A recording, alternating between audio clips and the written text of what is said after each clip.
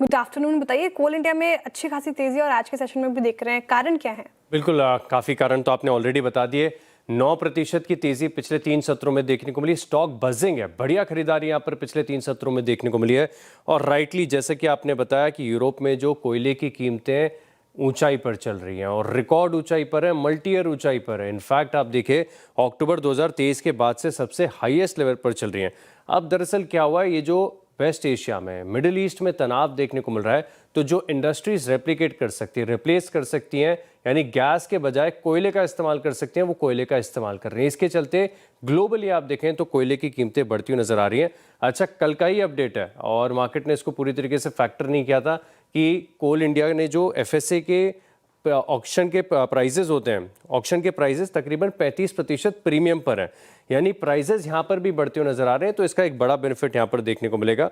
अब दरअसल कुछ रिपोर्ट्स भी आई हैं, सिटी की रिपोर्ट है, सुबह से लगातार हम डिस्कस कर रहे हैं, जहाँ पर ये बताया जा रहा है कि अगर 100 रुपये प्रति टन ई ऑक्शन की कीमतें बढ़ती हैं तो कोल इंडिया के ईपीएस में ऑलमोस्ट 2% की बढ़त यहाँ पर देखने को मिलेगी। और आगे कई सारे ट्रिगर ऐसे जिससे समझ में आ रहा है कि स्टॉक पे तेजी आ सकती है। अच्छा, इस स्टॉक की खास बात है कि स्टॉक चल चुका है, आज 4.5% ऊपर है, 9% से ज़्यादा का मूव है। लेकिन आप सोचिए, इस भाव पर भी 6% की डिविडेंड यील्ड है। डिविडेंड की मशीन है ये स्टॉक, हर क्वार्टर में ज़बरदस्त डिविडेंड का ऐलान करती है। ट्रैक रिकॉर्ड आपके सामने आएगा, कभी 10 रुपये 25 पैसे, कभी 10 रुपये 65 पैसे, कभी 5.5, कभी 5 रुपये 60 पैसे। अच्छे खासे डिविडेंड देती है और इसी के चलते आप देखिए तो स्टॉक में लगातार तेज़ी नज़र आ रही है।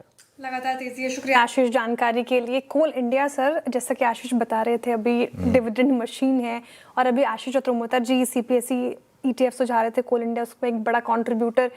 क्या लग रहा है आपको, जिनके पास नहीं है कोल इंडिया, क्या वो लेने का सोच रहे हैं? इस लेवल पर क्या करना चाहिए, कैसे अप्रोच करें इसको? एक सॉर्ट ऑफ फॉरगॉटन स्टॉक है ये श्रेया। मैं आपको बताऊं, एक समय था 2011 का समय था, तब कोल इंडिया इंडिया की मोस्ट वैल्यूड कंपनी बन गई थी। एक समय आया था इसमें से रिलायंस के मार्केट कैप को भी ओवरटेक कर लिया था। उसके बाद स्टॉक ने बहुत लंबी अंडर परफॉर्मेंस दिखाई, बहुत लंबी।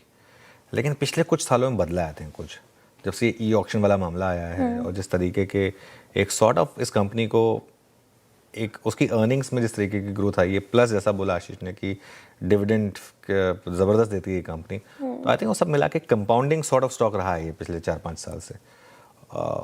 और आई थिंक पीएसयूज में इन जनरल वैसे भी थोड़ा सा मोमेंटम है। मेरे ख्याल से आई थिंक ये मोमेंटम शायद कैरी फॉरवर्ड हो रहा है। शुक्रिया आशीष।